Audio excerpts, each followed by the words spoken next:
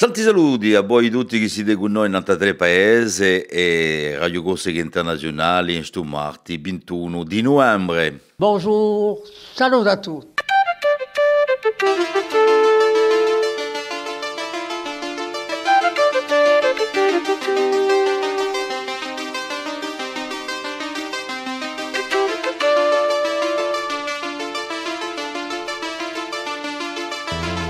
All'ascolto di Radio Corsica Internazionale, prima Radio Corsica. Siamo sempre qui. Et voilà, c'est parti encore une fois pour une petite matinale, un matinale di Radio Corsica Internazionale, in 93 paesi. On se retrouve comme ça le matin depuis quelques jours pour partager quelques rubriques ensemble, la météo, l'information, l'invité du jour. Et bien sûr, on va débuter comme à chaque fois le matin avec Marie-Ange Geronimi pour le proverbe, le dicton du jour en langue corse. E come torna qui con voi oggi per parlare di un proverbio che mi piace assai. Allora, questo proverbio qui dice mangiato vigo perso l'amigo. Allora, che vuol dire mangiato vigo perso l'amigo? Se aqui, se tu sparti un figo, ti vai un nemico, ma non ne sono mica sicura perché i fighi sono buonissimi. O allora qui, quando non c'è più fighi da mangiare, amici non ne trovi più. E penso piuttosto a sto significato qui, vale a dire che poi sparte ciò che tu hai, se tu hai a fare, a dividere, troverai a casa piena di amici che vengono a picchiare, ma un giorno che tu non hai più nulla, tanto ti trovi senza animo, Dunque penso che di questo qui, mangiato vigo, perso l'amico. Allora ce ne sarà d'altri forse proverbi che dicono le stesse affari, e io questo qui mi piace assai. Dunque, abbiego dorna, mangiato vigo, perso l'amico. E vediamo una piccola informazione. Sapete che il 30 di novembre c'è a Sant'Andrea, che è festeggiata dunque in Bastia, e c'è di nuovo una piccola canzone, non vi la radio mica zona, ma un piccolo strato che di li cantano e campano a scuola, che dice Sant'Andrea, Sant'Andrea, siamo tutti in allegria, neneni, senasta, fighe noge, giolada, eccetera. Donc, fighe noge, bene, mangiato figo perso l'amico. Allora, qui, sparti dei vostri fighi, se voi volete, avere amici in casa vostra. Dunque, chi si basta per Sant'Andrea in Bastia? A Madina, 29 di novembre di mattinata ci sarà a Casa delle Lingue un attello di sveglio linguistico e culturale in giro a Sant'Andrea, e a Mediateca Barberino Duriani, di quella di L'Alboro, ci sarà di nuovo attelli di cucina in giro a Sant'Andrea. Dunque, per oggi, come informazione, ci pianteremo qui. Ecco, buona giornata. Quelques petites idées de sortie pour cette semaine, ce samedi, tiens, pour les amateurs d'histoire. Amateurs d'histoire, on va vous donner rendez-vous du côté du musée de la Corse qui est situé à Corté, dans la citadelle tout en haut. En plus, pour ceux qui ne connaissent pas, je vous invite à faire une petite balade du côté de la citadelle de Corté. On va pouvoir retrouver donc l'écrivain et conservateur du musée de Bastia, Sylvain Grégori, qui a réalisé un ouvrage extraordinaire, 1943-2023, Résistance et libération de la Corse. Et c'est en partenariat avec l'association Musica Nostra. Voilà donc pour ça. Amateur de belote, tiens, j'ai toujours ma petite affiche là, un grand concours de belote qui va se dérouler le 2 décembre. Cette fois-ci, on s'en va du côté de Portivecchio. Ça se passe à l'hôtel Chilina. C'est donc avec, à savoir qu'il y a un prix extraordinaire de 8 000 euros donc pour ce concours. Donc je rappelle qu'il y a limité à 128 équipes. Donc n'hésitez pas à prendre toutes les infos. 06 77 04 44 11 pour déjà vous inscrire en ligne. Et ce sera donc pour le 2 décembre. On va faire un petit point sur la météo avec Philippe Jam. Philippe Jam qui est en train de nous rejoindre, qui va nous donner aussi le point d'info de ce jour, de ce mardi.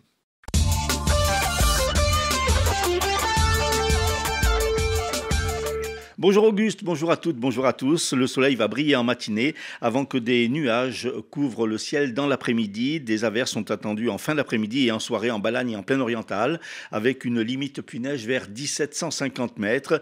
Des précipitations qui vont se généraliser la nuit prochaine, avec même des orages et une limite pluie-neige qui pourra descendre dans certaines micro-régions jusqu'à 700 mètres. Le vent d'ouest va souffler assez fort en matinée avant de s'orienter au secteur nord à nord-est dans l'après-midi, toujours assez fort. Les températures maximales seront en baisse, presque proches des normales de saison. Elles se situeront en mi-journée entre 12 et 18 degrés.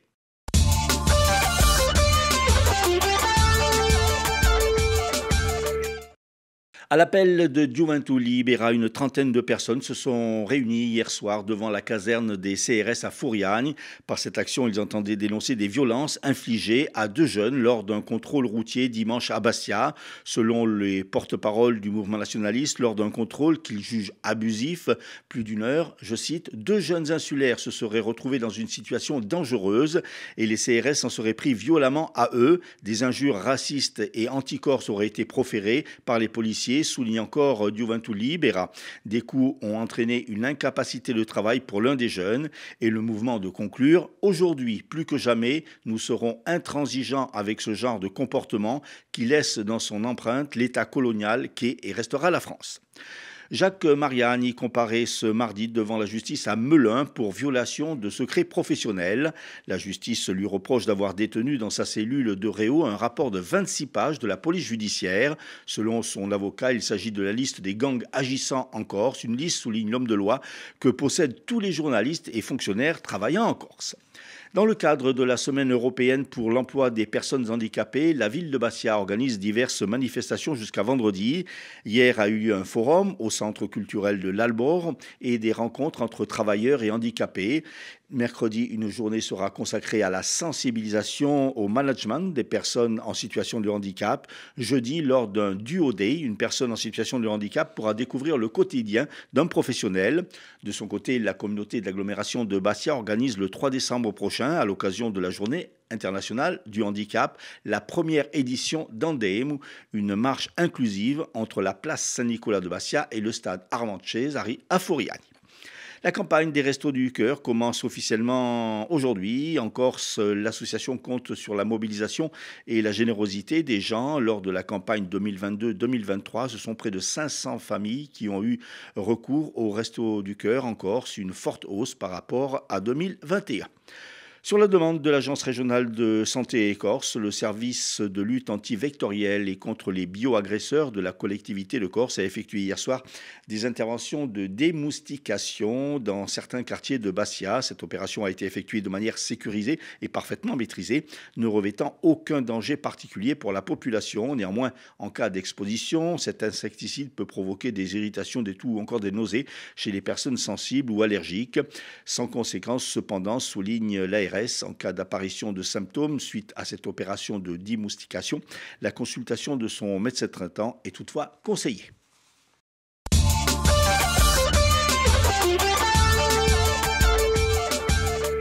Merci pour l'info, Philippe. Et on poursuit avec Rémi qui va nous donner les bons coups du jour sur toutes les courses épiques de ce mardi. Les pronostics épiques de Rémi sur Radio Corse International. Bonjour à tous, ce mardi dans les bons coups du jour, nous serons sur l'hippodrome de Chantilly pour le Quintet. Je vais y retenir le numéro 15 Alva qui ne devrait pas sortir des 3 premiers. Passons à la réunion de Vincennes où dans la première le 7 KL de Kerian devrait lutter pour la victoire, tout comme dans la 6e le numéro 9 Cracus de Guèze. Bon jeu à tous. Bon. Allez, j'espère que vous avez noté les bons numéros. Faut pas se louper là. On retrouve Rémi demain. Petite idée pour cette sortie de cette fin de semaine.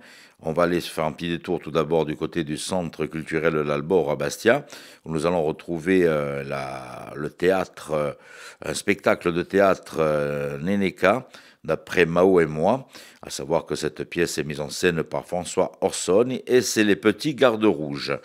Elle sera aussi donc diffusée sur Ajaccio, cette fois-ci du côté de l'Espace Diamant, et ce sera pour l'Espace Diamant le lundi 27 novembre. Un petit extrait des Gardes Rouges.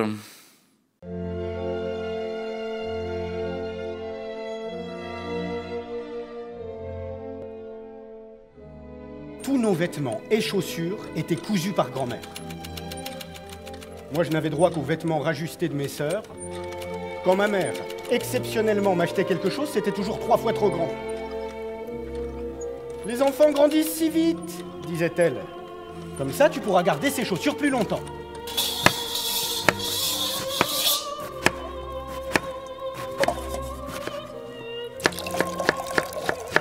Avec 3 fois rien, grand-mère nous préparait chaque jour des repas succulents. J'adorais la regarder préparer la pâte et la farce pour les jiaozi, les raviolis de la Chine du Nord.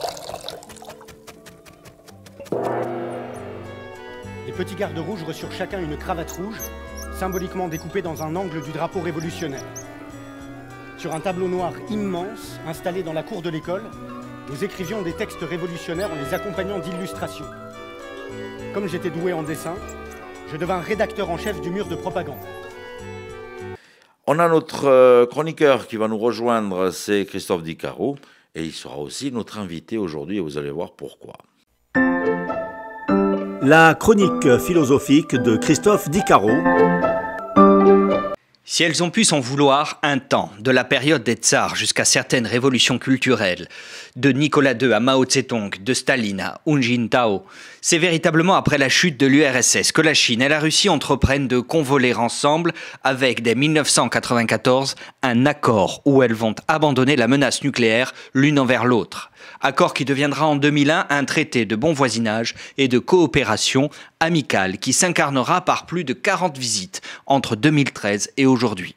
Rappelons qu'en 2001, cet accord avait été signé par le président Poutine, de son prénom Vladimir, élu démocratiquement depuis 1999, soit pendant plus de 24 ans aujourd'hui, avec cependant 4 années de vacances. La Chine et la Russie, donc, respectivement 2e et 11e puissance économique mondiale, semblent vivre un amour de plus en plus fou et passionné. Si en 2011, des papouilles se font avec l'attribution du prix Confucius de la paix, équivalent au prix Nobel mais version chinoise, au grand faiseur de paix Vladimir Poutine, ce dernier va coopérer militairement, économiquement et dans le domaine spatial avec le géant chinois. L'amour se vit, l'amour se manifeste, l'amour se montre par des actes. Et comme dans tous les couples fusionnels, ils ont un grand projet commun, défini par le mâle alpha et dominant à la coiffure nord-coréenne Xi Jinping.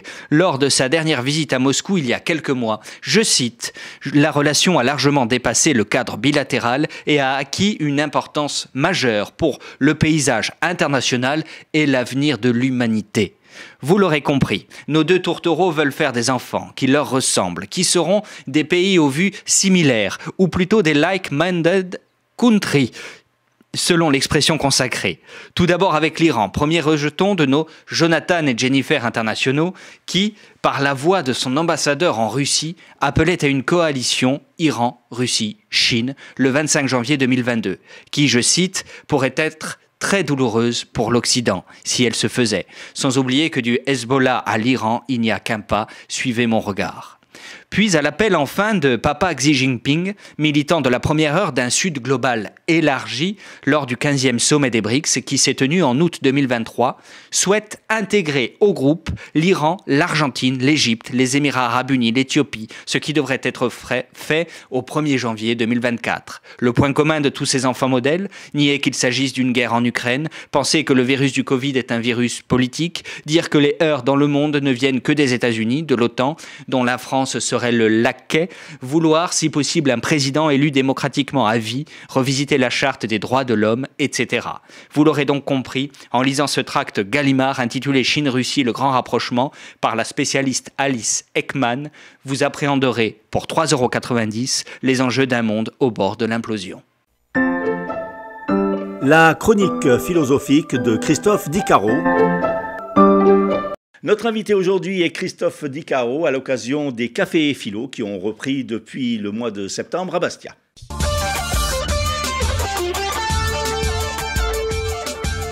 Christophe, bonjour. Bonjour Philippe. Alors, les Cafés Philo ont repris depuis quelques temps ici à Bastia. En quoi consiste exactement un Café Philo ? Un Café Philo, c'est 90 minutes d'échange, on va dire libre, avec une modération quand même, autour d'une question posée.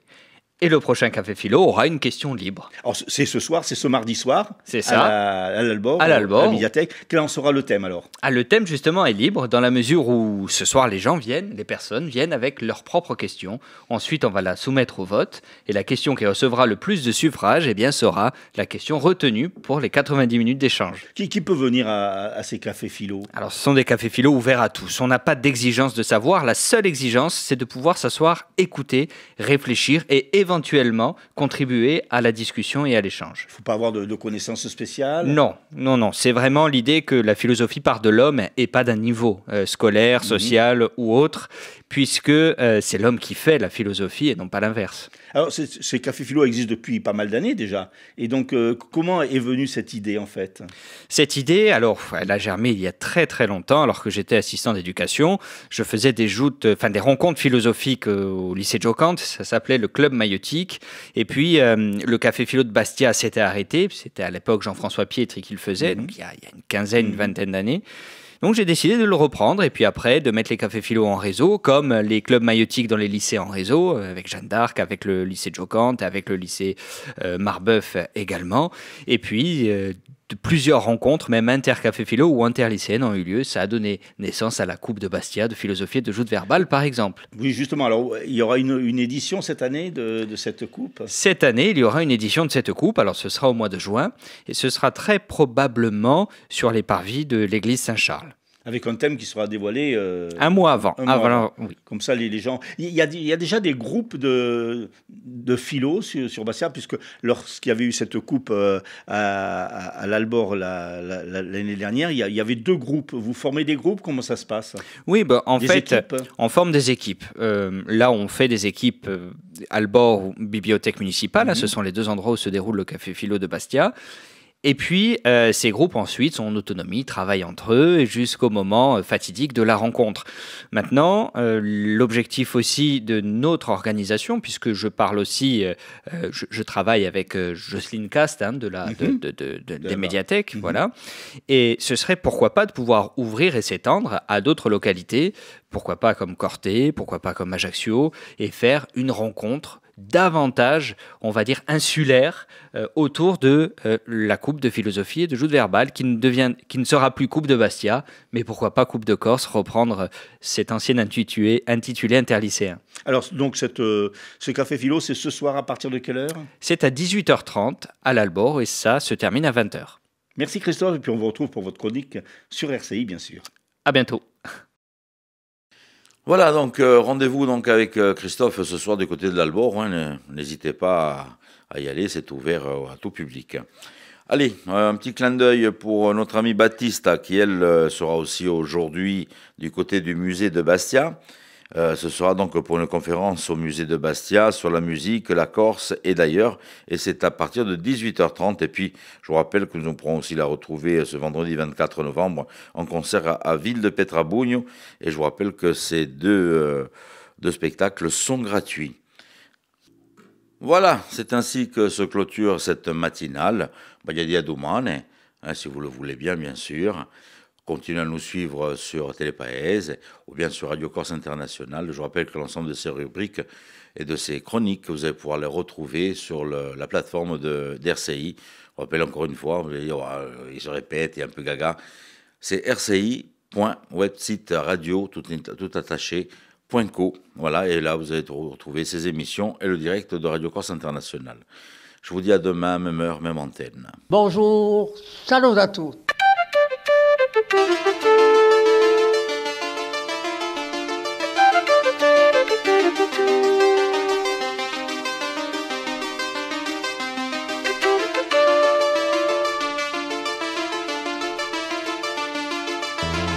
All'ascolto di Radio Corsica Internazionale, prima Radio Corsa. Si vous en pregui